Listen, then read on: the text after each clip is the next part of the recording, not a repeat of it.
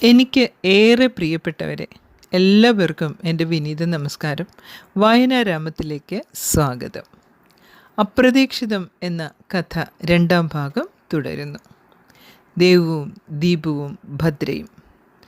ഒരു മഠത്തിൻ്റെ കഥ തുടരാം. ദേവും മേല് കഴുകി പൂജാമുറിയിൽ പോയി തൊഴുതു വന്നു. നീ ഇപ്പോൾ നാമം ജപിച്ചൊല്ലാറുണ്ടോ ദീപു? സന്ധ്യയ്ക്ക് അങ്ങനെ പതിവില്ല. രാവിലെ കുളി കഴിഞ്ഞാൽ സഹസ്രനാമവും മുത്തശ്ശിമ്മ പഠിപ്പിച്ച ധ്യാന ശ്ലോകങ്ങളും കീർത്തനങ്ങളും ചൊല്ലും. രാത്രി കിടക്കുമ്പോൾ അഷ്ടകങ്ങളും അഷ്ടോത്തരം പഠിച്ച പുതിയ കീർത്തനങ്ങളും ചൊല്ലും. അതിനിടയ്ക്ക് ഉറക്കം വന്നാൽ ഉറങ്ങും. നീ എങ്ങനെ ഇവിടം വരെ എത്തി? എനിക്ക് അത്ഭുതം തോന്നുന്നു. വല്യപ്പ ടൈപ്പും ഷോർട്ട് ഹാൻഡും പഠിച്ചാണ് പോയത്. അച്ഛൻ്റെ ഫ്രണ്ട് സ്വാമിയുടെ മോനാണ് കൊണ്ടുപോയത്. കുഞ്ഞോപ്പയ്ക്കും വല്യപ്പയുടെ സപ്പോർട്ടുണ്ടായിരുന്നു. നീ ഒറ്റയ്ക്ക് എങ്ങനെ ഇത്ര എത്തി? മുത്തശ്ശിമ്മയുടെയും അമ്മയുടെയും പ്രാർത്ഥന തന്നെ. ഞാൻ പോകുന്നതിൻ്റെ തലേദിവസം മുട്ടം വഴക്കായിരുന്നു. അമ്മ പറഞ്ഞു ഇത്രേ, എനിക്ക് 2 ഓഹരി വരും, എൻ്റെ അമ്മയുടെയും എൻ്റെയും. രുക്മിണിയുടെ അതിസാമർഥ്യമാണ്. 2 ഓഹരി മുതൽ കിട്ടുവച്ചിട്ട് രുക്മിണി മുച്ചിറിയനെ കൂട്ടണ്ട, മരിച്ചവർക്ക് ഓരിയില്ലയെന്ന് വല്യമ്മ. ആ കാര്യത്തിൽ 2 ആളും ഒറ്റ അഭിപ്രായം. വല്യമ്മാമ്മ മരിച്ചതല്ലേ, വല്യമ്മാമ്മയ്ക്കും ഓരി കൊടുക്കണ്ട. അതിനിടയ്ക്ക് വല്യമ്മാമ്മയ്ക്ക് ഓരി കൊടുക്കാഞ്ഞാൽ അമ്മായിയും മക്കളും പാഠം പഠിപ്പിക്കും എന്ന് വല്യച്ഛൻ. മിണ്ടാണ്ടിരുന്നാൽ മതിയെന്ന് വല്യമ്മ. രുക്മിണി മുച്ചിറിയൻ്റെ മുതൽ കണ്ട് കൊതിക്കേണ്ട, ചെക്കൻ മൈനറല്ലേ, ബാങ്കിൽ പൈസ ഇടിയിക്കാം. മുതൽ കിട്ടില്ല എന്ന് കണ്ട രുക്മിണി ഈ ഏപ്പ രാശിയെ കൊണ്ടുപോവില്ല, നമ്മുടെ തലയ്ക്ക് വരും ഭാരം. അമ്മ വല്യമ്മ നല്ല പ്രശ്നം തന്നെ. പിന്നെ പാത്രം പങ്കുവയ്ക്കുന്നതിനെ ചൊല്ലി അടി, ചക്കി പിക്കി തരം വിളിച്ചു പറഞ്ഞ് ഭയങ്കര ബഹളം. നമ്മുടെ അമ്മ തൃശ്ശൂരായിരുന്നു അന്ന്. അമ്മ അവിടെ ഉണ്ടായിരുന്നെങ്കിൽ ഞാൻ പോയിരുന്നില്ല. രാവിലെ അമ്പലത്തിൽ പോകുമ്പോൾ ചാക്ക് സഞ്ചിയിലെ സർട്ടിഫിക്കറ്റും മുത്തശ്ശിയമ്മയും വല്യമ്മയും തന്ന ചില്ലറയും മുത്തശ്ശിയമ്മ ഏൽപ്പിച്ചിരുന്ന എൻ്റെ അമ്മയുടെ ചെറിയൊരു മണിമാലയും ഷർട്ടും മുണ്ടും കയ്യിലെടുത്തു. അമ്പലത്തിലെ എമ്പ്രാന്തിരിയോട് വിവരം പറഞ്ഞു. ഉണ്ണിത്തിരിക്കുട്ടിക്ക് കഴകപ്പണി ചെയ്യാൻ മടിയുണ്ടോ എന്ന് ചോദിച്ചു. എന്ത് പണി എടുത്തോളാന്ന് പറഞ്ഞു. ഒരെഴുത്തും തന്ന് അഡ്രസ്സും തന്ന് എന്നെ പറഞ്ഞയച്ചു. അന്ന് മുതൽക്ക് പണിയെടുക്കാൻ തുടങ്ങി. ഒരു ദുഃഖം ഉണ്ടായിട്ടില്ല. അതിനു മുമ്പ് വല്യമ്മമാരുടെ ചീത്തവാക്കുകൾ കേൾക്കാഞ്ഞത് തൃശ്ശൂർ വരുമ്പോൾ മാത്രം. 2 പേരും മത്സരിച്ചാണ് എന്നോട് പോര് കത്തിയിരുന്നത്. അത് കാരണം തറവാടിനോടും സ്വന്തക്കാരോടും വൈരാഗ്യമായി. അമ്മയെ ഓർക്കാണ്ടേ അല്ല, ഞാൻ അമ്മയ്ക്ക് സങ്കടമായാലോ എന്ന് പേടി. വല്യമ്മ മരിക്കുവോളം വല്യമ്മമാർക്കൊക്കെ അത്ര ശബ്ദം ഉണ്ടായിരുന്നില്ല. എന്നാലും തള്ളേക്കൊല്ലി അശ്രീകരം എന്ന് 10 തവണ പറയും. അവൻ്റെ അമ്മയുണ്ടെങ്കിൽ ഇവിടുത്തെ ചോറിന് അർഹതയില്ലേ, അതിൻ്റെ പകുതി ചിലവേ അവന് വേണ്ടൂ. നമ്പൂരിയെ തേറ്റിപ്പോരുന്ന ചിലവ് ലാഭവും. നിങ്ങളും സംബന്ധക്കാരും മക്കളും കൂടി തിന്നുകൂട്ടണ കണക്ക് ആരും ചോദിക്കണില്ലല്ലോ. ഞാനിരിക്കുമ്പോൾ എൻ്റെ കുട്ടിയെ ദോഷം പറയണത് എനിക്കിഷ്ടമല്ല. മുത്തശ്ശിമ്മയുടെ വാക്കിന് ഒരു വിലയുണ്ടായിരുന്നില്ല.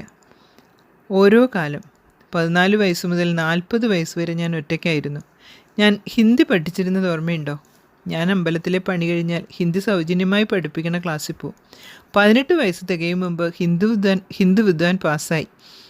അവിടുത്തെ മാഷിന്യ ജോലി തരപ്പെടുത്തി തന്നതും. ദീപാങ്കുരവർമ്മ എന്ന പേരും ഉപകാരമായി. കോവിലകം വക സ്കൂളായിരുന്നു.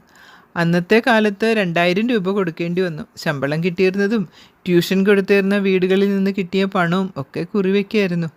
അതുകൊണ്ട് പണത്തിന് ബുദ്ധിമുട്ടുണ്ടായില്ല. 19 വയസ്സിൽ ഹിന്ദി പണ്ഡിറ്റായി ജോലിക്ക് ചേർന്നു. അമ്പലത്തിലെ ജോലിയും ട്യൂഷനും അപ്പോഴും വിട്ടേർന്നില്ല. അതിനിടയിൽ പ്രീ ഡിഗ്രി, BA, MA ഒക്കെ പ്രൈവറ്റായി എഴുതിയെടുത്തു. കോലോത്ത് ഒരു ബന്ധത്തിന് സാഹചര്യം ഉണ്ടായിരുന്നെങ്കിലും ഞാൻ അതിൽ നിന്ന് ഊരിപ്പോന്നു. MAക്ക് പഠിക്കുന്ന കാലത്താണ് എനിക്ക് പഠിക്കണം, അത് കഴിഞ്ഞൊരു കോളേജിൽ ജോലിക്ക് കയറിയ കല്യാണത്തെപ്പറ്റി ആലോചിക്കൂ എന്ന് പറഞ്ഞ് രക്ഷപ്പെട്ടു. എൻ്റെ ഇൻഫീരിയോറിറ്റി കോംപ്ലക്സാണ് പ്രശ്നം. അതൊരു വലിയ തറവാട്, അവിടെ ആരോരുമില്ലാതെ മുച്ചിറിയന് എന്ത് വില.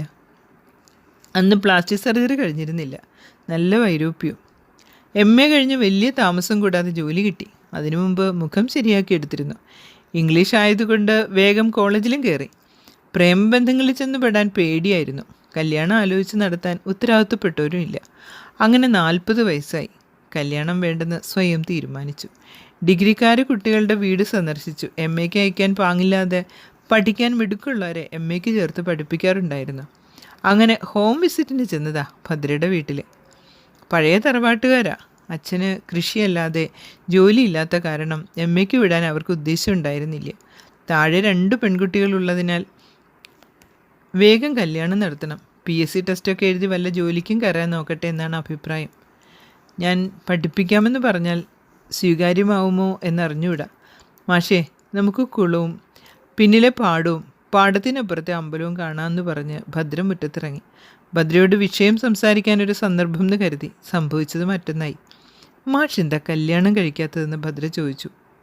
ആര് പെണ്ണ് തരാനാ കുട്ടി എന്ന് വെറുതെ പറഞ്ഞതാണ്. ഞാനായാൽ മതിയോ എന്നായി ഭദ്ര.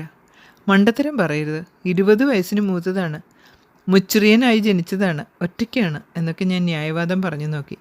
യാതൊരു സാമ്പത്തിക ഭദ്രതയുമില്ലാത്ത കുടുംബത്തിലെ മൂത്ത പെൺകുട്ടി, പ്രാരാബ്ധക്കാരി, ഒരു കോളേജ് അധ്യാപകൻ്റെ ഭാര്യാപദവി പ്രതീക്ഷിച്ചുകൂടാ. എന്നാലും എനിക്ക് മാഷോടുള്ള ഇഷ്ടം കൊണ്ട് നാണം കെട്ട് ചോദിച്ചതാണ് എന്നായി ഭദ്ര. ഈശ്വരനിശ്ചയം അതായിരിക്കും. അന്നു മുതൽക്ക് എൻ്റെ സങ്കടങ്ങൾക്ക് അറുതിയായി. പണമില്ലെങ്കിലും നല്ല സ്നേഹവും ഐക്യവുമുള്ള കുടുംബം. ഇപ്പോൾ എല്ലാവരും നല്ല നിലയിലായി. അച്ഛൻ മരിച്ചു.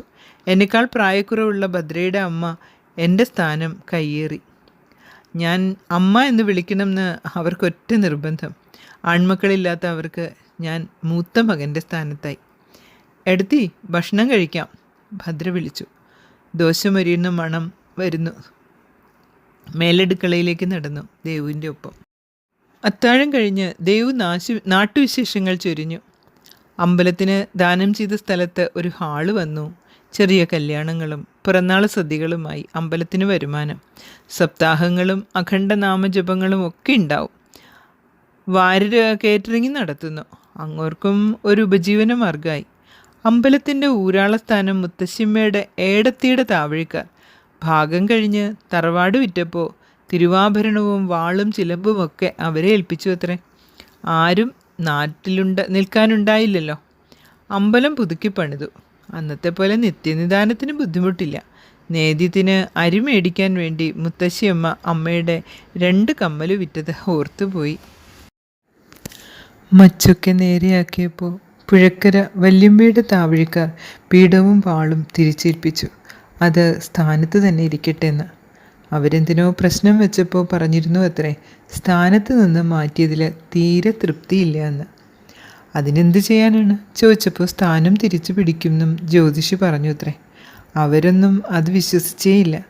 ഞങ്ങൾ സ്ഥലം വാങ്ങിയെന്ന് കേട്ടപ്പോഴേ അവർ വന്ന് പീഠവും വാളും കൊണ്ടുവരട്ടെ എന്ന് ചോദിച്ചു വന്നു. തറവാട് വാങ്ങിയ മുസ്ലിം അയാളുടെ ബിസിനസ് നശിച്ച കാരണം മറ്റൊരാൾക്ക് കൈമാറി. അയാളുടെ അടുത്തുനിന്ന് ഒരു ഈഴവ പ്രമാണിയാണ് വാങ്ങിയത്. അവർ കുറച്ച് പരിഷ്കാരങ്ങൾ വരുത്തി കയറി താമസിച്ച് ആ ആഴ്ചയിൽ തന്നെ ഉടമസ്ഥന് ഹാർട്ട് അറ്റാക്ക് വന്ന് മരിച്ചു. പിന്നെ 1-2 കൈമാറി കഴിഞ്ഞപ്പോഴാണ് ഞങ്ങളുടെ കയ്യിലെത്തിയത്. ആരും അവിടെ താമസിച്ചിട്ടില്ല. എല്ലാവർക്കും എന്തോ ഭയം കടന്നുകൂടിയിട്ടുണ്ടായിരുന്നു. ഇപ്പോൾ തറവാട്ടിലെ അംഗങ്ങൾക്കെല്ലാം വലിയ ഭക്തിയാണ്. ദീപാവലി നാളും കർക്കിടക വാവിനും നടത്തുന്ന പൂജയ്ക്ക് എത്താവുന്നവരൊക്കെ എത്തും. അമ്മ പൂജയുടെ സമയത്ത് ഭയങ്കര പ്രാർത്ഥനയാണ്. കണ്ണ് നിറച്ച് എനിക്കെൻ്റെ കുട്ടിയെ ഒന്ന് കണ്ടിട്ട് മരിക്കണം മാമ എന്ന്. കണ്ണീരോടെ നെഞ്ച് പൊട്ടിയുള്ള വിളി കേൾക്കാണ്ടേ പറ്റൂ. എത്ര തവണ നീ ജോലി ചെയ്ത സ്കൂളിൽ അന്വേഷിച്ചു പോയെന്നോ? അന്നത്തെ മാഷന്മാരൊന്നും ഇന്നില്ല. ആർക്കും അറിയില്ല നീ എവിടെയാന്ന്. നോക്കട്ടെ, അന്വേഷിക്കാമെന്ന് പറഞ്ഞു വിടും. ഇത്തവണ പോയപ്പോൾ വെറുതെ നാട്ടിൽ ചില വീടുകളിൽ കയറി അന്വേഷിക്കാമെന്ന് പറഞ്ഞു. ഞങ്ങൾ കയറി ഇറങ്ങിയതാ. ഒരു വീട്ടിൽ ചെന്നപ്പോൾ പറഞ്ഞു കോളേജിൽ ജോലി കിട്ടിപ്പോയി എന്ന്. കോളേജിൻ്റെ പേരും സ്ഥലവും അവർക്ക് അറിഞ്ഞുകൂടാ. പക്ഷേ അവർ സ്കൂളിലെ അന്നത്തെ പ്യൂണിൻ്റെ അഡ്രസ്സ് തന്നു. അങ്ങോർക്ക് പൈസയൊക്കെ അയച്ചു കൊടുക്കാറുണ്ട് നീ, അങ്ങോർക്ക് അറിയാതിരിക്കില്ല എന്ന് പറഞ്ഞു. അവിടെ നിന്ന് 5-6 കിലോമീറ്റർ അകലെയുള്ള പ്യൂണിൻ്റെ വീട്ടിൽ അന്വേഷിച്ച് പോയപ്പോൾ അവർ സ്ഥലം വിറ്റുപോയിരിക്കണം. അയലക്കാർക്കറിയില്ല എവിടേക്കാണ് പോയെന്ന്. പക്ഷേ മോൻ്റെ ഭാര്യ വീടിൻ്റെ അഡ്രസ്സ് കിട്ടി. പിറ്റേ ദിവസം വീണ്ടും ഇറങ്ങി. അവരുടെ കയ്യിൽ നിന്ന് അഡ്രസ്സ് വാങ്ങി ചെന്നപ്പോൾ പ്യൂണിന് അൽഷിമേഴ്സ്. ഭാര്യയ്ക്ക് പക്ഷേ കോളേജിൽ നിൽക്കുന്ന സ്ഥലം അറിയാം. മകൻ്റെ ലീവ് തീർന്ന കാരണം അടുത്ത വരവിനാക്കി അന്വേഷണം. അവൻ വന്ന് ഒരാഴ്ച കഴിഞ്ഞപ്പോൾ തപ്പി പിടിച്ച് കോളേജിലെത്തിയ പിന്നെ നിൻ്റെ ജോലിയിലുണ്ടാകുന്നവരൊക്കെ റിട്ടയർ ആയിക്കണോ? എവിടെയാ താമസം എന്ന് ആർക്കും അറിഞ്ഞൂടാ. 2 ദിവസം കഴിഞ്ഞ് വരാൻ പറഞ്ഞു അവർ. ഇന്ന് ചെന്നപ്പോൾ ഭദ്രയുടെ അഡ്രസ്സ് തന്നു. എൻ്റെ ദീപാങ്കുരവർമ്മേ, നീ വല്ലാത്തൊരു സംഭവം തന്നെ. ഈ പേര് മാത്രമേ സ്വരൂപമൊക്കെ കയ്യിലുള്ളൂ. അത് രുക്മിണിത്തമ്പാട്ടിയുടെ വക. ദേവാംഗനെയും ദീപാങ്കുരനും ഇരട്ടപ്പറ്റ മക്കളായി വളർത്തണമെന്നായിരുന്നു അമ്മയുടെ മോഹം. അത് നീ പൊളിച്ചില്ലേ. പകരം തീർക്കാം. ഭദ്ര റിട്ടയർ ചെയ്തോട്ടെ, ഞങ്ങൾ അങ്ങോട്ട് വരാം. ഈയിടെ എൻ്റെ മനസ്സ് നമ്മുടെ മഠത്തിലെ നാലിറയത്തും മുത്തശ്ശിയമ്മയുടെ അറയിലും കറങ്ങുന്നു. ശരിക്കും ആഗ്രഹിക്കാറുണ്ട് ആ നാലിറയത്ത് കാറ്റും കൊണ്ട് കിടക്കാൻ, കുളത്തിൽ മുങ്ങിക്കുളിക്കാൻ. ഏട്ടന്മാർക്ക് തറവാടിനോട് അത്ര അറ്റാച്ച്മെൻ്റ് ഇല്ല, എൻ്റെ പോലെ. അവിടെ വന്ന് നിൽക്കാറില്ലല്ലോ. അപ്പോഴങ്ങനെയല്ല വലിയ താല്പര്യം. ഇടയ്ക്കെല്ലാം വന്ന് ഒരാഴ്ചയൊക്കെ നിന്നു പോവും. മൂത്ത ഏടത്തിയമ്മ പറയും ആ വീടിനുള്ളിൽ എന്തോ പോസിറ്റീവ് എനർജി ഉണ്ടെന്ന്. മൂപ്പർക്ക് സ്ഥിരം അവിടെ താമസിച്ചാൽ കൊള്ളാമെന്നുണ്ട്. വലിയേട്ടന് വടക്കുന്നാഥൻ്റെ നടയിൽ കൂടുന്ന കുറേ സൗഹൃദങ്ങളുണ്ട്, അത് വിടാൻ തയ്യാറില്ല. അതിനെന്താ, ഭദ്രയ്ക്ക് എതിർപ്പില്ലെങ്കിൽ റിട്ടയർ ചെയ്താൽ ഞങ്ങളങ്ങോട്ട് വരാം. ഇനി കിടക്കാം, നാളെ നേരത്തെ എണീക്കാം. ദേവാംഗനെയും ദീപാങ്കുരനെയും കിടന്നോളൂ ഭദ്ര. കൽപ്പന പോലെ എഴുന്നേറ്റു ദേവു. എഴുന്നേറ്റു ഭദ്രയുടെ കൂടെ ദേവു അകത്തേക്ക് പോയി. ഉറക്കം വരാൻ ഒരിക്കലും ബുദ്ധിമുട്ടുണ്ടാകാറില്ല. മുത്തശ്ശിയമ്മ പഠിപ്പിച്ച കീർത്തനങ്ങൾ ചൊല്ലിക്കിടക്കും. കൃഷ്ണൻ്റെയും അയ്യപ്പൻ്റെയും ഭഗവതിയുടെയും അഷ്ടോത്തരങ്ങളും തിരുമാന്താംകാവിലെ അമ്മയുടെ സ്തുതിയും ചൊല്ലിക്കഴിയുമ്പോഴേക്കും ഉറക്കം വരും. ചിലപ്പോൾ 1-2 കീർത്തനങ്ങൾ കൂടി ചൊല്ലും. ഉണ്ണി തിരുമഠത്തിൽ നിന്ന് ഇറങ്ങിയതിൽ പിന്നെ മനസ്സംഘർഷങ്ങളും ഉണ്ടായിട്ടില്ല. ഇന്നെന്തോ ഉറക്കം വരുന്നില്ല. അമ്മയെ, പ്രസവിക്കാത്ത അമ്മയെ ഓർത്തപ്പോൾ വല്ലാത്ത കുറ്റബോധം തോന്നി. 14 കൊല്ലം മുത്തശ്ശി കഴിഞ്ഞാൽ തന്ന സ്നേഹത്തിന് കണക്കില്ല. അമ്മയല്ല എന്ന തോന്നലേ ഉണ്ടായിരുന്നില്ല. മുത്തശ്ശിയമ്മ അവരുടെ കൂടെ പറഞ്ഞയച്ചിരുന്നെങ്കിൽ അവരുടെ മകനായി തന്നെ വളർന്നേനെ. കഷ്ടപ്പെട്ടിരുന്നില്ല. ലൈൻ മുറിയിലാണെങ്കിലും രാമഫന് നിർബന്ധമായിരുന്നു കുട്ടികൾ പട്ടിണി കിടക്കരുതെന്ന്. വസ്ത്രത്തിനും അന്നത്തിനും അവിടെ ഒരു മുട്ടും ഉണ്ടായിരുന്നില്ല. സ്കൂള് തുറന്നു പോകുമ്പോൾ 2 ജോഡി ഡ്രസ്സും പുസ്തകങ്ങളും രാമഫൻ തന്നെ വാങ്ങിത്തരാറ്. ചപ്പാത്തി ആയാലും രുചിയുള്ള ഭക്ഷണമായിരുന്നു അവിടെ. വല്യമ്മ മരിക്കും വരെ മഠത്തിലും മുട്ടൊന്നും അറിഞ്ഞിരുന്നില്ല. പാട്ടക്കാർ തരാത്ത കാലത്തും ഞാറ്റടിയിൽ കൃഷി ചെയ്തും പറമ്പിൽ നേന്ത്രവാഴ വെച്ച് വിറ്റും വല്യമ്മാമ്മ കുടുംബം പോറ്റിയിരുന്നു. ഒരു കൊല്ലത്തെ കാറ്റത്ത് നേന്ത്രവാഴ നശിച്ചു. സൊസൈറ്റിയിൽ നിന്ന് എടുത്ത കടം വീട്ടാനും വീട്ടു ചെലവിനുമായി ഒരു തേക്ക് മുറിച്ചു വിറ്റു. വല്യമ്മ അത് വലിയ പ്രശ്നമാക്കി. അമ്മാവൻ മരം വിറ്റ് അച്ചിക്ക് കൊടുത്തു എന്ന് പറഞ്ഞ് ബഹളം വെച്ചു. മുത്തശ്ശിയമ്മയുടെ വാക്കിനൊന്നും ഒരു വിലയില്ലാതെ കിടന്ന് തുള്ളി. വല്യമ്മാമ്മയ്ക്ക് ആ ആരോപണം വലിയ സങ്കടം ഉണ്ടാക്കി. ഈ നന്ദിയില്ലാത്ത വർഗത്തിന് വേണ്ടിയല്ലേ ഞാൻ എൻ്റെ ചോരയും നീരും കളയണത് എൻ്റെ ഓപ്പോളെ എന്ന് പറഞ്ഞ് നെഞ്ചത്തടിച്ചു. അന്ന് രാത്രി വല്യമ്മാമ്മ ഹാർട്ട് അറ്റാക്ക് വന്ന് മരിച്ചു. വല്യമ്മാമ്മ പോയതോടെ ദാരിദ്ര്യം തറവാട്ടിൽ കൊടികുത്തി. മേലനങ്ങണ ഒരു കുട്ടിയും ഇല്ല. പാട്ടുനെല്ല് വരാതെ ഇപ്പോൾ പണിക്കാരികളെ പറഞ്ഞു വിട്ടതിന് വല്യമ്മമാർ ബഹളായിരുന്നു. തറവാട് അടിച്ചു തളിക്കാനും മുറ്റമടിക്കാനും ഒന്നും അവർക്ക് വയ്യെന്ന്. പാവം മുത്തശ്ശിയമ്മയാണ് മുറ്റമടിക്കാറ്. കുറച്ചൊക്കെ വലുതായപ്പോൾ ഒരു ചൂല് വെച്ച് മുത്തശ്ശിയമ്മയെ സഹായിക്കും. ഒന്നും ശീലിക്കാത്ത മുത്തശ്ശിയമ്മ തന്നെ കൈക്കോട്ടെടുത്ത് പച്ചക്കറിയൊക്കെ നടും. അതിന് പുല്ല് പറിക്കാനും നനയ്ക്കാനുമൊക്കെ പറ്റുന്ന പോലെ സഹായിക്കാറുണ്ട്. ഏട്ടന്മാരും വല്യമ്മമാരും ഒന്നും ചെയ്യില്ല. അടുക്കളയിൽ കാച്ചി പൊരിക്കലെന്ന് എന്തോ ഭീമകാര്യം ചെയ്യണ മട്ടാണ് വല്യമ്മമാർക്ക്. മക്കൾ തെണ്ടി തിരിഞ്ഞ് നടക്കും. വല്യമ്മമാരുടെ ഭരണമായപ്പോൾ ശരിക്കും ദാരിദ്ര്യം അനുഭവിച്ചു. അന്നത്തെ ഒരു റേഷനരി എന്തൊരു ദുർഗന്ധം! അത് വാങ്ങാൻ തന്നെ കാശില്ല. വല്യമ്മാവൻ പണിയിച്ചിരുന്ന ഞാറ്റടിയിൽ കൃഷി ഇറക്കാൻ കാശില്ല എന്ന് പറഞ്ഞ് കൃഷിയും നിർത്തി. നേന്ത്രവാഴ വയ്പും നിന്നു. ഒറ്റ പൈസ വരായില്ല. താഴെ വീഴുന്ന തേങ്ങ മത്സരിച്ച് വിൽക്കും 2 വല്യമ്മമാരും മക്കളും. പിന്നെയുള്ളത് ചക്കയും മാങ്ങയും. വളപ്പിൽ നിറച്ച് കർമൂസ് നിന്നിരുന്നതും വിശപ്പടക്കാൻ ഉപകാരമായി. അക്കാലത്ത് റേഷൻ കിട്ടുന്ന പശപ്പച്ചരിയും നാറുന്ന പുഴുങ്ങലരിയും പിന്നെ ജീവിതത്തിൽ കണ്ടിട്ടില്ല. ഗോതമ്പ് കിട്ടിയാൽ അത്താഴത്തിന് ഗോതമ്പ് ദോശ, അത് അമൃതമായി തോന്നിയിട്ടുണ്ട്.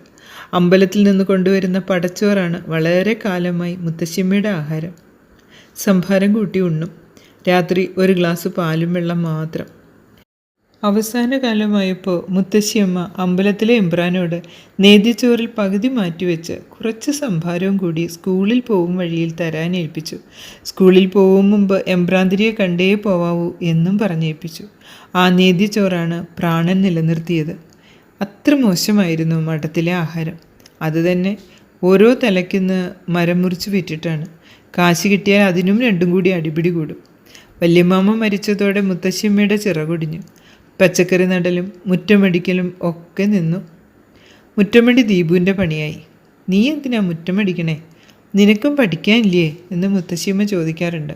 എന്നാലും അതും മുടക്കാറില്ല. ഒരു നേരം പോലും കിടക്കാതെ മുത്തശ്ശിയമ്മയും യാത്രയായി. മരിച്ചാൽ മതി എന്ന് തോന്നി. രാമുപ്പൻ ഒരു ചാക്കരിയും സാധനങ്ങളും എത്തിച്ചതുകൊണ്ട് പുല കഴിയോളം വഴക്കൊന്നും ഉണ്ടായില്ല. പക്ഷേ ഭാഗത്തിൻ്റെ സംസാരം തുടങ്ങി വെച്ചു. വല്യച്ഛന്മാർ സ്ഥലം വിൽക്കാൻ ആളെ തേടി തുടങ്ങി. പെല കഴിയട്ടെ എടത്തി എന്ന് അമ്മ പറയും. നീയു മൂടും തട്ടി നിന്റെ ഡ്രൈവറുടെ അടുത്തേക്ക് ഓടില്ലേ? ഇവിടുത്തെ പ്രാരാബ്ധം ഞങ്ങൾക്കല്ലേ? ഇവിടെ ഇപ്പോൾ നിങ്ങളുടെ മക്കളല്ലാതെ ആരാ പ്രാരാബ്ധം? ദീപുവിനെ ഞാൻ കൊണ്ടുപോയിക്കോളാം. അമ്മ മരിച്ചും പോയി. ഞങ്ങളുടെ സംബന്ധക്കാർ നിന്റെ നമ്പൂരിയുടെ പോലെ വണ്ടി ഓട്ടാൻ പഠിച്ചില്ലല്ലോ. അതിന് ഞാനെന്തു പിഴച്ചു? നമ്പൂരിയാർക്ക് പറഞ്ഞ ശാന്തിപ്പണി അല്ലെങ്കിൽ കീഴ്ശാന്തിപ്പണി ചെയ്തൂടെ? എൻ്റെ ഭർത്താവ് നമ്പൂരിയാർക്ക് പറയാത്ത പണി എടുത്തിട്ടായാലും ഇന്ന് വരെ പട്ടിണി കിട്ടിയിട്ടില്ല. ഇത് ഞങ്ങളുടെ യോഗം. പറമ്പ് പങ്കുവെച്ച് വിറ്റ കാശ് കിട്ടിയാൽ ബാങ്കിലിട്ട് എവിടെങ്കിലും വാടകയ്ക്ക് പോയി സുഖമായിട്ടിരിക്കാമല്ലോ. എന്തായാലും എൻ്റെ ഒരു തിരിച്ച് തന്നോളൂ, ഞാൻ വിൽക്കണില്ല അമ്മ. അതിനിടയ്ക്കാണ് രാമപ്പന് സുഖമില്ല എന്ന് പറഞ്ഞ് ഏട്ടൻ വന്ന് അമ്മയെയും ദേവുവിനെയും കൂട്ടിക്കൊണ്ടുപോയത്. അമ്മ വിളിച്ചതാണ്. 2 ദിവസമേ ഉള്ളൂ റിസൾട്ട് അറിയാൻ. റിസൾട്ട് അറിഞ്ഞാൽ സർട്ടിഫിക്കറ്റ് വാങ്ങിയിട്ട് വരാമെന്ന് അമ്മയോട് പറഞ്ഞു. സംഭവിച്ചതെല്ലാം പ്രതീക്ഷിക്കാത്തത്. അന്ന് പെട്ടെന്ന് എവിടേക്കെങ്കിലും കടന്നു പോകണമെന്ന് തോന്നി. മുത്തശ്ശിയമ്മയുടെ പ്രാർത്ഥനയാവും എമ്പ്രാന്തിരിയോട് പറയാൻ തോന്നിയത്. ജീവിതത്തിൽ എല്ലാ കാര്യവും പ്രതീക്ഷിക്കാതെ സംഭവിക്കുന്നു. അമ്പലത്തിലെ കഴകപ്പണി ചെയ്യുമ്പോൾ സ്കൂൾ മാഷാവുമെന്ന് ചിന്തിച്ചില്ല. ജോലി കിട്ടിയിട്ടും MA കാരനായി കോളേജ് ലെക്ചറാകും എന്നും വിചാരിച്ചില്ല. ഭദ്ര ജീവിതത്തിലേക്ക് കടന്നു വന്നതോ? 3 കൊല്ലം പഠിപ്പിക്കുന്ന കാലത്ത് ഭദ്രയെക്കുറിച്ചൊന്നും സങ്കല്പിച്ചിട്ടേയില്ല. ഭദ്രയുടെ വാശിക്ക് കല്യാണത്തിന് സമ്മതിച്ചപ്പോഴും 20 വയസ്സിന് താഴെയുള്ള ഒരു സ്ത്രീയുമായുള്ള ജീവിതം എങ്ങനെയാവും എന്ന ഭയമായിരുന്നു. മുത്തശ്ശിയമ്മയുടെ അനുഗ്രഹവും എങ്ങനെ ഭാര്യാഭർത്താക്കന്മാർ കാണുമോ? ചിലപ്പോൾ പേടി തോന്നും, ഇതിലാരെയെങ്കിലും ഭഗവാൻ നേരത്തെ കൊണ്ടുപോകുമോ എന്ന്. ഇന്നത്തെ സംഭവം തന്നെ അത്ഭുതം. കുറച്ചു കാലമായി മഠവും ചുറ്റുപാടുകളും സ്വപ്നത്തിൽ വരാൻ തുടങ്ങിയിട്ട് ദേവുവിൻ്റെ ഒരു വരവ്. നാളെ മഠത്തിലേക്കുള്ള തിരിച്ചുപോക്ക്. ഭദ്ര എതിർക്കില്ല. കുറച്ച് ദിവസം അവിടെ നിന്നാൽ അമ്മയെയും ദേവുവിനെയും കൂട്ടി പോരണം. ഭദ്ര റിട്ടയർ ചെയ്താൽ പിന്നെ താമസം അവിടെ. മക്കൾ വരുമ്പോൾ മാത്രം ഇങ്ങോട്ട് വരാം. അമ്മ ക്ഷമിക്കാതിരിക്കില്ല. കാൽക്കൽ വീണ് മാപ്പ് ചോദിക്കണം. സ്വന്തം മകളെ മാറ്റിക്കിടത്തി തന്ന മുലപ്പാലിൻ്റെ കടം ഒരിക്കലും വീട്ടാൻ പറ്റില്ല. ഭദ്ര റിട്ടയർ ചെയ്യുവോളം അമ്മ ഇരിക്കുമോ? പോരുമ്പോൾ കുറച്ച് ദിവസം അമ്മയെ ഇങ്ങോട്ട് കൊണ്ടുവരണം. ഇടയ്ക്ക് അവിടെയും നിൽക്കാം. 25 കിലോമീറ്റർ അല്ലേ ഉള്ളൂ. ഭദ്രയ്ക്ക് കാറോടിച്ച് പോരാം. ഇനിയുള്ള കാലം അമ്മയ്ക്കൊപ്പം. വളരെ കാലമായി കണ്ണീരെന്തെന്ന് അറിഞ്ഞിട്ടില്ല. 2 കണ്ണും നിറഞ്ഞൊഴുകി. അമ്മയുടെ 2 കൈയും കയ്യിലെടുത്ത് ക്ഷമ ചോദിക്കാൻ അർഹതയില്ല എന്നറിയാം. അമ്മേ, എന്നോട് പൊറുക്കണേ. നിന്നോട് എനിക്കിഷ്ടമല്ലാതെ ഒന്നുമില്ല എൻ്റെ കുട്ടാ. ഒരിക്കലും സങ്കടമായിരുന്നു ഉള്ളിൽ. ഇനി ബാക്കി നാടകം അകത്തേക്ക് കടന്നിട്ട്. ഒക്കെ നടക്ക് തെക്കിനിയിലേക്ക്. വരൂ ഭദ്രേ. വിളക്ക് നിറയില്ലെങ്കിലും ഏടത്തിയമ്മമാർ റെഡി വരവേൽക്കാൻ. ദേവു, എല്ലാവരും തെക്കിനിയിലേക്കൊന്ന് നടന്നു. അമ്മ തെക്കിനിയുടെ ഒരരികിൽ വിരിച്ചിട്ട കട്ടിലിലിരുന്നു. അടുത്ത് ചേർന്നിരുന്നു. പശുക്കുട്ടിയെ നക്കി തോർത്തുന്ന പശുവിനെ പോലെ മേലാകെ തലോടുകയായിരുന്നു. ഭദ്ര ഏടത്തിയമ്മമാരുടെ കൂടെ അകത്തേക്ക് പോയി. കുഞ്ഞേട്ടനും വലിയേട്ടനും അടുത്ത് വന്ന് കൈ തന്നു. നമ്മൾ ഇത്ര അടുത്തിരുന്നിട്ട് ഒരിക്കൽ പോലും കണ്ടുമുട്ടിയില്ലല്ലോ. വലിയേട്ടൻ: നിനക്ക് ചായയ്ക്ക് പറയത്തക്ക മാറ്റമൊന്നുമില്ല കുഞ്ഞേട്ടൻ.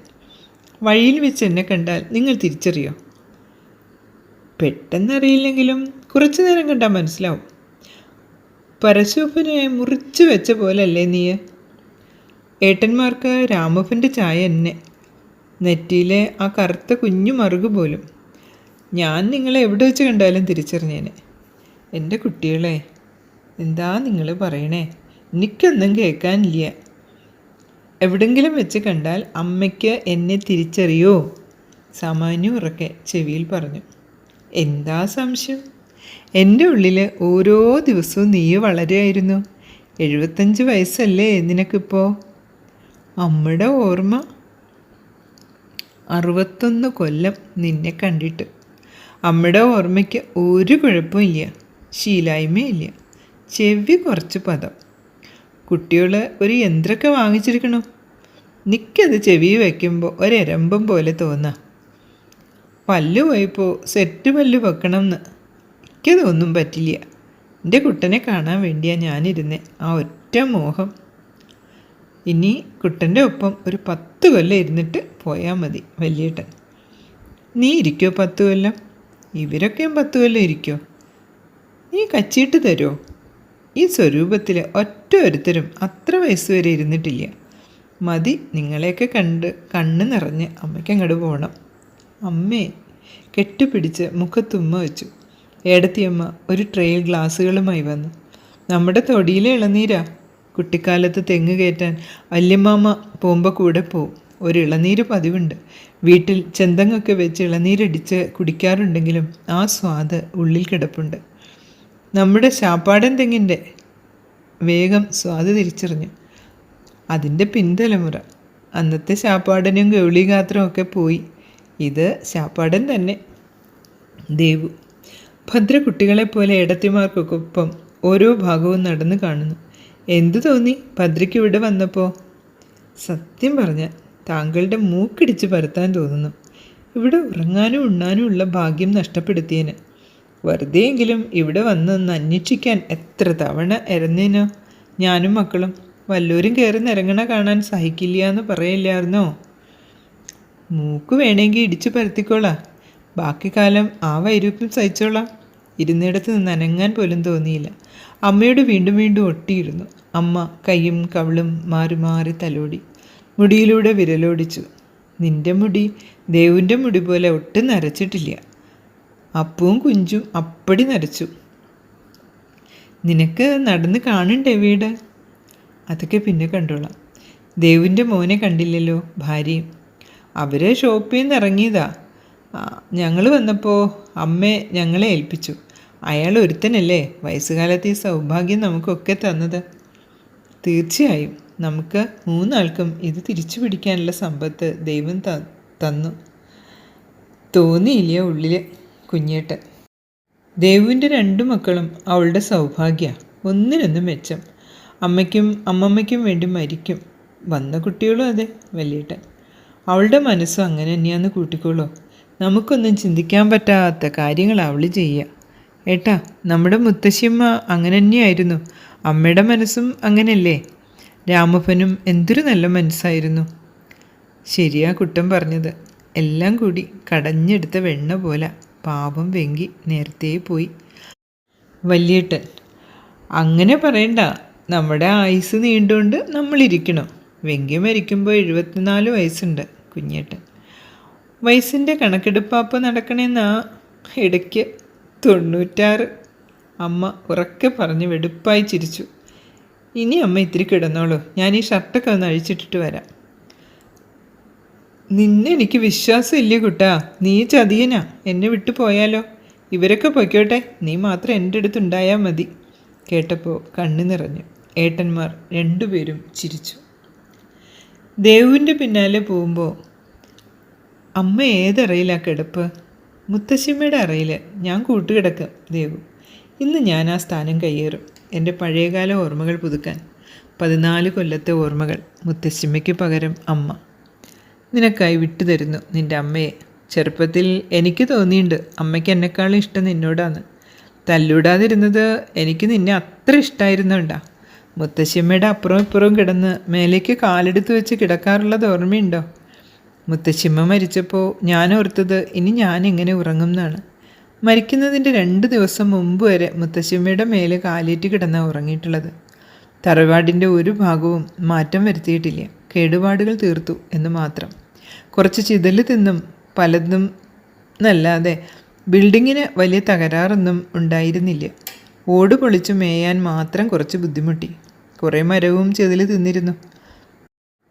ഓടൊത്ത് കിട്ടാൻ ബുദ്ധിമുട്ടി. ആശാരിമാരെയും സംഘടിപ്പിക്കാൻ കുറച്ച് ബുദ്ധിമുട്ടി.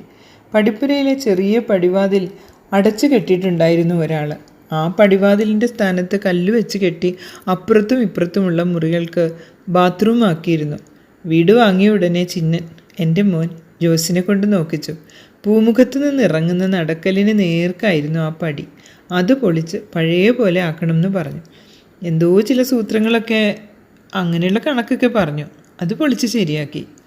ദേവു ഇല്ലം നിറയ്ക്കിയ പടി വരെ കോരൻ നെല്ലും കറ്റ കൊണ്ടുവന്നതും വല്യമ്മാമ അതേറ്റി മുത്തശ്ശീന്ന് വിളിക്കും. നിറയുമായി മുമ്പിലും പിന്നിലും ഞങ്ങൾ കുട്ടിപ്പട്ടാളം. ഇല്ലനിറ വല്ലനിറ എന്ന് കൂക്കി വിളിച്ചിരുന്നതും ഓർമ്മയുണ്ട്.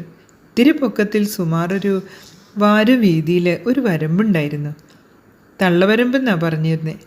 അതിൻ്റെ ഒരു വ്യത്യാസമുണ്ട്. പിന്നെ ഒക്കെ ഇതേപോലെ തന്നെ അല്ലേ? നിലത്തെ ഇഷ്ടികയും കൂടി മാറിയില്ല. ഇല്ല, ഒന്നും മാറ്റാൻ ചിഹ്നം സമ്മതിച്ചില്ല. ഇഷ്ടിക ഒക്കെ ഒന്ന് പോളിഷ് ചെയ്തു. അടുക്കള പുതിയതാക്കി. പഴയ സ്റ്റോർ ഒരു മുറിയാക്കി. പുറത്തുനിന്ന് വാതിൽ വെച്ചു. ആരെങ്കിലും പുറമേക്കാരോ ഡ്രൈവർമാർക്കോ ഒക്കെ കിടക്കേണ്ടി വന്നാൽ ഉപയോഗിക്കാൻ. വലിയ അടുക്കളയല്ലായിരുന്നോ? അത് ഡിസൈൻ ചെയ്ത് സ്റ്റോറിൻ്റെ സൗകര്യം കൂടിയാക്കി. വാ പോയി നോക്കാം. ദേവുവിൻ്റെ പിന്നാലെ നടക്കുമ്പോൾ കുട്ടിക്കാലം ഓർത്തു. ദേവു വെക്കേഷന് വരുമ്പോൾ ദേവുവിനെ പിന്നാലെ കൂട്ടി എല്ലാ ഭാഗത്തും ഒരു ചുറ്റിത്തിരിയലുണ്ട്. വല്യമ്മമാരുടെ പരിഹാസങ്ങളും മുച്ചിറിയാന് വാലു മുളച്ചു എന്നുള്ള പറച്ചിലും. ഒരു തറവാടിൻ്റെ ഓരോ കോണുകളിലും മുത്തശ്ശിയമ്മയും വല്യമ്മാവന് തന്ന വാത്സല്യവും വല്യമ്മമാരുടെ കുത്തുവാക്കുകളും ഏട്ടന്മാരുടെ ചെവിക്ക് തിരുമലും എന്തെല്ലാം ഓർമ്മകൾ. ഇട്ടെറിഞ്ഞു പോകുമ്പോൾ വെറുപ്പ് മാത്രമായിരുന്നു ഈ തറവാടിനോട്. മുത്തശ്ശിയമ്മ പോയതോടെ ആകെ തകർന്നു. ദേവു, നീയും അമ്മയും മാത്രമല്ലേ ഇവിടെ താമസിക്കണത്? അതെ, തുണയ്ക്ക് ഒരമ്മയാരുണ്ട് അടുക്കളപ്പണിക്ക്. ആവശ്യമുണ്ടായിട്ടല്ല, കുട്ടികൾ ലീവിൽ വരുമ്പോൾ ഏട്ടന്മാർ വരുമ്പോഴും ആവശ്യമാണ്. ഇവിടെ അടുത്തുള്ളതാ. രാത്രി ഞങ്ങൾക്കൊരു തുണ. അവരുടെ മകനാ പുറത്തെ മുറിയിൽ വന്ന് കിടക്കും. നമുക്ക് എന്തെങ്കിലും അത്യാവശ്യം ഉണ്ടെങ്കിൽ ബെല്ല് വെച്ചിട്ടുണ്ട് ആ റൂമിലേക്ക്. ഡ്രൈവിംഗ് അറിയും. കാറെടുത്ത് എവിടേക്കെങ്കിലും പോകണമെങ്കിലും ആ കുട്ടി തന്നെ. ചിന്നൻ ആ കുട്ടിക്കൊരു ചെറിയ കടയിട്ട് കൊടുത്തിട്ടുണ്ട്. ആദ്യം ടാക്സി വാങ്ങിക്കൊടുക്കാമെന്നാണ് വിചാരിച്ചേ. അങ്ങനെ ആയാൽ നമുക്ക് ഉപകാരമായില്ലെങ്കിലോ? കടയാവുമ്പോൾ സൗകര്യം അനുസരിച്ച് തുറന്നാൽ മതിയല്ലോ. അമ്മയും മോനും പലരും പണിയുണ്ട്. നല്ല ചിലവാണ്. എനിക്ക് ഇവിടുന്ന് പോകാൻ പറ്റുമെന്ന് തോന്നണില്ല. അന്ന് എന്നെ ഇവിടെ നിന്ന് ഓടിച്ചു വിട്ട പോലെ ഒരു ശക്തി തിരിച്ചു വലിക്കുന്നു. എന്നാലും കുറച്ച് ദിവസം അമ്മ എൻ്റെ വീട്ടിൽ കൊണ്ട് താമസിപ്പിക്കണം. നീയും പോരണം. അത് കഴിഞ്ഞാൽ ഞങ്ങൾ ഇങ്ങോട്ട് വരും. പിള്ളേർ വരുമ്പോൾ 10 ദിവസമല്ലേ പോകണ്ടു. പഴയ പോലെ നമുക്ക് രണ്ടാൾക്കും അമ്മയെ പങ്കുവയ്ക്കാം. ഞാൻ പങ്കിനും കൂടി നിൽക്കാതെ അമ്മ മുഴുവനായി വിട്ടു തന്നതല്ലേ കുട്ടിയിൽ. അമ്മ പറയും, നിനക്ക് മുല തരുമ്പോൾ ഒരു കൊതിയും കാണിക്കാണ്ട് ചിരിച്ച് കിടക്കും ഇത്രേ ഞാൻ. നിനക്ക് തന്നിട്ട് എനിക്ക് തരാറുള്ളൂ എന്ന്. നീ വലിയ വയറനായിരുന്നു എന്നും പറയും. അത് സത്യ. എനിക്ക് വിശപ്പ് പൊറുക്കില്ല. റേഷൻ കാലത്ത് തുടങ്ങിയില്ലേ, ആ തൊടിയിലെ മാങ്ങയും കപ്പക്കയും ആണ് എൻ്റെ വിശപ്പ് തീർന്നേ. റോഡിൻ്റെ അപ്പുറത്ത് വാര്യത്തെ പറമ്പിലൊരു കുപ്പി ചാമ്പ ഉണ്ടായിരുന്നു. ഒരസ്തിനും കൊള്ളില്ല അതിൻ്റെ കായ. പൊട്ടിച്ചു കൊടുത്ത ആ വാര്യത്തെ കുട്ടികൾക്കൊന്നും വേണ്ട. ഉണിത്തിരി കുട്ടി കൊണ്ടുപോയിക്കോളെന്ന് പറയും. ഞാൻ ചാക്ക് സഞ്ചി നിറച്ച് പൊട്ടിച്ചു കൊണ്ടുവന്ന് വെച്ച് തിന്നും. വല്ലാത്ത വിശപ്പ് ഇനിയാന്ന്. ഇന്നിപ്പോൾ ഒന്നിനും ക്ഷാമം ഇല്ലാണ്ടായപ്പോൾ ഒന്നിനും ആഗ്രഹം ഇല്ലാണ്ടായി. ഒന്നും തിന്നണമെന്നില്ല അല്ലേ? വെങ്കി ഞാൻ എൻ്റെ ഭർത്താവിൻ്റെ പേരിനെ വിളിച്ചിരുന്നേ. ഇന്നീ കിട്ടണ വിഭവങ്ങൾക്കൊന്നും സ്വാദില്ല. പഴയ ഒരച്ച് വെല്ലത്തിൻ്റെ സ്വാദില്ല ഇന്നത്തെ കാഡ്ബറി ചോക്ലേറ്റിന്. ശരി, അന്നത്തെ കപ്പക്കയുടെയും കുപ്പിച്ചാമ്പയുടെയും സ്വാദ് ഇന്നത്തെ ആപ്പിളിനും മുന്തിരിക്കും ഒന്നുമില്ല. ഒരു പക്ഷേ നമ്മുടെ വയസ്സിൻ്റെ പ്രശ്നമാവും. എന്തായാലും ഞാൻ ഒരിക്കലും സ്വപ്നത്തിൽ പോലും ചിന്തിക്കാത്തൊരനുഭവ ദേവു നീയ് അല്ല തേവര് എനിക്ക് തന്നത്. ഇനി ഞാൻ പഴയ ഉണ്ണിത്തിരിക്കുട്ടിയായി ഈ മണ്ണിൽ തീരും. നിൻ്റെ മകനെ എനിക്ക് നല്ലോണം മനസ്സിലായതുകൊണ്ടാണ് ഇങ്ങനെ ഒരു തീരുമാനം എടുത്തത്. എത്ര അപ്രതീക്ഷിതമാണ് ഈ തിരിച്ചെത്തൽ. ഒരുപക്ഷെ കുറച്ചിടെയായി എൻ്റെ മനസ്സിലുണ്ടായിരുന്നു. ഹോപ്പ് എഗൻസ്റ്റ് ഹോപ്പ് എന്ന് പറയില്ലേ, എന്നാലും തികച്ചും അപ്രതീക്ഷിതം. പ്രിയപ്പെട്ടവരെ, ഈ നീണ്ട കഥ ഇവിടെ അവസാനിക്കുന്നു. എന്താ ഒരു സന്തോഷം അല്ലേ? വായിക്കുമ്പോൾ മനസ്സ് നിറയെ സന്തോഷം, കേൾക്കുമ്പോൾ നിങ്ങളുടെ മനസ്സിലും സന്തോഷം നിറയുന്നു എന്ന് തോന്നുന്നു. എനിക്ക് ഏറെ പ്രിയപ്പെട്ടവരെ, നിങ്ങളുടെ അഭിപ്രായങ്ങൾ രേഖപ്പെടുത്താൻ മറക്കരുതേ.